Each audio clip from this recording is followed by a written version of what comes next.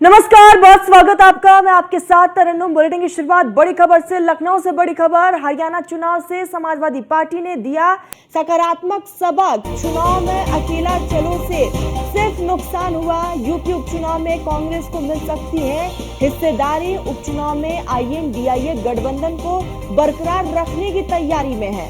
उपचुनाव में कांग्रेस को 1 से 2 सीट मिलने की पूरी संभावना है। तो ये बड़ी खबर सामने आ रही है, जहां पर अब तक ये सामने आ रहा था कि आईएनडीआईए गठबंधन उपचुनाव में नजर नहीं आएगा, लेकिन अब गठबंधन यानी कि साथ चलने की बात हो रही है। इससे पहले हरियाणा में जो इलेक्शंस हुए उसके नतीजे सबको चौंकाने वाले थे।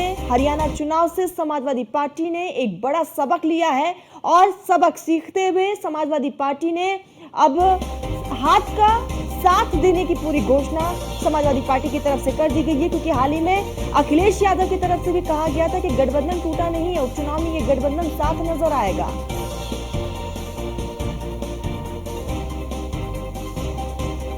सहयोगी मोहसिन खान हमारे साथ फोन लाइन पर जुड़ चुके हैं। मोहसिन, समाजवादी पार्टी अब कांग्रेस साथ साथ नजर आएगी इस उपचुनाव में। मोहसिन, कहीं ना कहीं हरियाणा चुनाव से समाजवादी पार्टी ने बहुत कुछ सीखा है।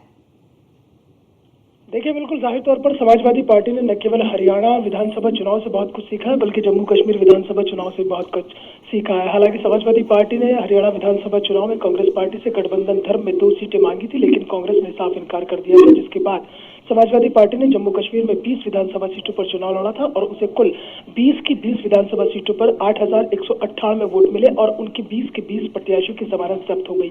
अब चूंकि उत्तर प्रदेश के अंदर 10 विधानसभा सीटों पर उपचुनाव होना है और उपचुनाव को यह माना जाता है कि सत्तारूढ़ जो पार्टी होती है उसका काफी प्रभाव रहता है, इसको देखते हुए समाजवादी पार्टी इतना तो समझ गई है हरियाणा विधानसभा चुनाव के नतीजों से कि एकला चलो की नीति काम नहीं आएगी और गठबंधन धर्म में समाजवादी पार्टी को कांग्रेस के साथ मिलकर ही चलना होगा। हालांकि शुरुआत में कयास लगाए जा रहे थे, जैसे ही हरियाणा विधानसभा चुनाव के नतीजे सामने आए थे उसके बाद में ही अगले दिन ही समाजवादी पार्टी के प्रमुख अखिलेश यादव ने के नामों का ऐलान कर दिया था और उसके बाद में ये संभावनाएं जताई जा रही थी कि यूपी में 2 लड़कों की जोड़ी टूट सकती है और गठबंधन पर भी संशय बरकरार होना शुरू हो गया था।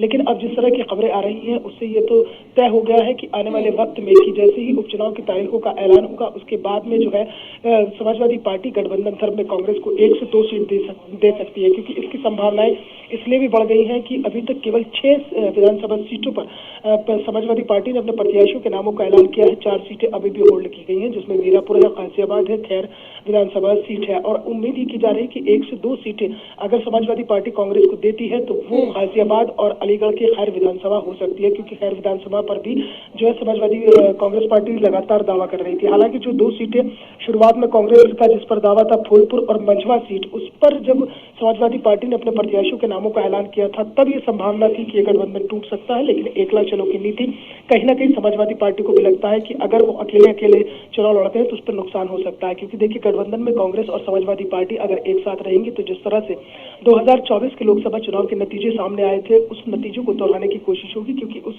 लोकसभा चुनाव 2024 में जो भारतीय जनता पार्टी का प्रदर्शन था उत्तर प्रदेश के अंदर वो ज्यादा खास नहीं रहा था।